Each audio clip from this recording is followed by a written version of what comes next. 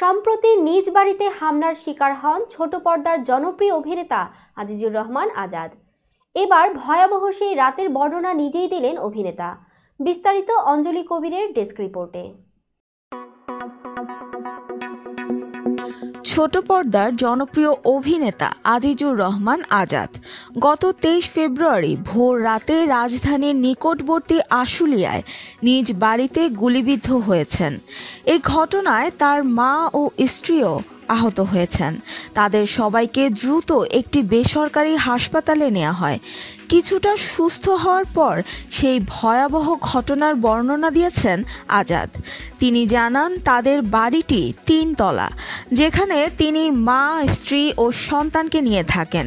বাড়িটির দোতলায় রান্নাঘর এবং ড্রয়িং ডাইনিং। সেদিন রাতে ক্ষুধা লাগায় তিনি নিচে নামেন। আজাদ বলেন, আমি রান্নাঘরের দিকে যেতেই একটা শব্দ শুনতে পাই। দরজা খুলতেই দেখি দুজন পিস্তল হাতে দাঁড়িয়ে আছে। আমি সঙ্গে সঙ্গে দরজা বন্ধ করে দেই। এরপর ওপরে গিয়ে মা ও স্ত্রীকে ডেকে আনি। যখন আমরা রান্নাঘর খুললাম তখন দেখি তারা এখনো পিস্তল হাতে দাঁড়িয়ে আছে। আমি দৌড়ে গিয়ে একজনের হাত চেপে ধরি। তখন ধস্তাধস্তি শুরু হয়। এর মাঝেই একজন গুলি ছোড়ে, যা আমার ডান পায়ে লাগে।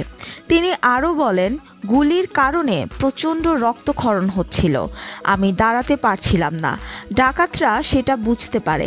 এরপর একজন আমাকে ধাক্কা দিয়ে ফেলে দেয় এবং আবারও গুলি করে, যা বাঁ পায়ের হাঁটুর ওপর লাগে। এ সময় তার স্ত্রীও সাহসিকতার পরিচয় দেন।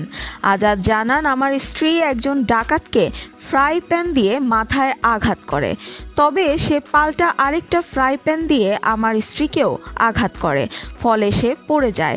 এরপর আমি আবার ডাকাতটিকে ধরতে গেলে সে আমাকে তৃতীয়বার গুলি করে, যা হাঁটুর ওপর লাগে।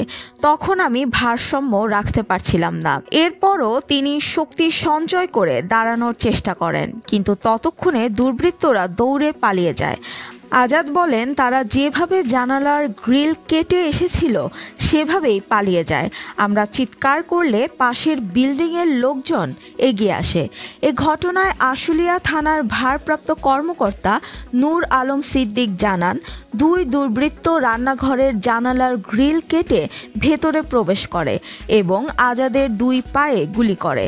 তার স্ত্রী ও মাকে আঘাত করে আহত করেছে। তারা 3 জনই হাসপাতালে চিকিৎসাধীন। পুলিশ জানিয়েছে, বাসা থেকে কোনো জিনিসপত্র খোয়া যায়নি। ফলে এটি ডাকাতি নাকি অন্য কোনো উদ্দেশ্যে হামলা তা এখনও স্পষ্ট নয়। তারা সিসিটিভি ফুটেজ পর্যবেক্ষণ করছে এবং তদন্তের ওপর বিস্তারিত জানানো হবে।